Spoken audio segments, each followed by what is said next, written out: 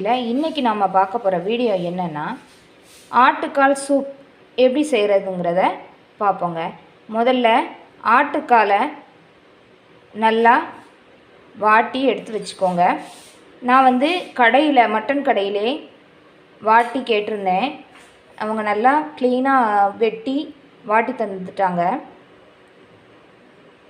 அடுத்து அவங்க வாட்டின ஒரு சில இடங்களில் கருப்பாக இருக்கும் பாருங்கள், கொஞ்சம் கரிஞ்ச மாதிரி இருக்கும்.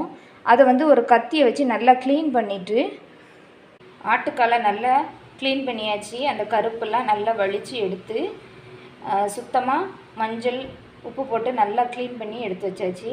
இனிமேல் சூப்புக்கு தேவையான மசாலாவை பார்ப்போம். இப்போ சூப்புக்கு தேவையான பொருள் எல்லாத்தையும் பார்த்துருவோம். இஞ்சி ஒரு சின்ன துண்டு, 7-8 பூண்டு, 1 ஸ்பூன் மிளகு, ஜீரகம் 1 ஸ்பூன், பெருஞ்சீரகம் 1 ஸ்பூன், அதுக்கப்புறம் ஒரு பெரிய வெங்காயத்தை வெட்டி வச்சுருக்கிறேன், கருவேப்பிலை. இது எல்லாமே பேஸ்ட்டாக அரைக்காமல் 1-2 தட்டி இடிகளில் வச்சு தட்டி எடுத்து வச்சுக்கிடுவோம்.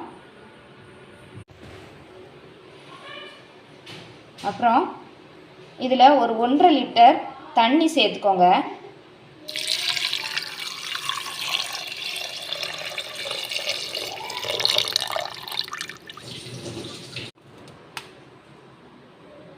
அப்புறம் தேவையான அளவு உப்பு சேர்த்துக்கோங்க.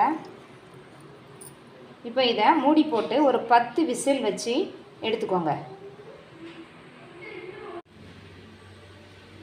பாருங்கள், எண்ணெயே இதிலெல்லாம் சேர்க்கல, ஆனால் எண்ணெயாக மிதக்குது. இப்போ கடைசியாக மல்லித்தலை தூவி இதை இறக்கிடலாம்.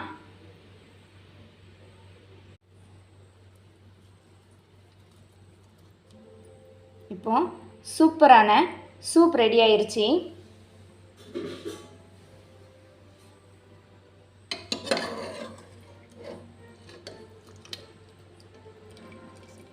பாருங்கள், நல்லா சூப்பராக கால் எல்லாம் அவிஞ்சி நல்லா இருக்குது.